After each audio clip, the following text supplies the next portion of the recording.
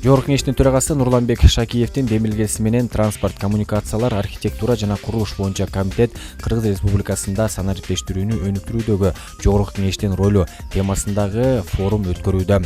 Аталган иш-чарага депутаттар, мамлекеттик органдардын, жалпыга маалымдоо каражаттарынын, өкмөттүк эмес уюмдардын жана жарандык коомдун өкүлдөрү катышууда. Форумда сөз сүйлөгөн төрага Шакиев мезгил талаптарына ылайык акыркы жылдары Кыргызстанда мамлекеттик жана жергиликтүү башкарууда, жарандарды тейлөө багытындагы мамлекеттик ишкана мекемелерде, бизнесте санариптештирүү боюнча активдүү иштер жүрүп жатканын белгилеп, мисалы санариптештирүү, билим берүүдө, электрондук окуу куралдарда, онлайн курстарда, саламаттык сактоодо, медициналык анализдер жана алардын сакталышынын натыйжалуулугун камсыз кылууда жана башка көптөгөн тармактарда колдонулууда деди.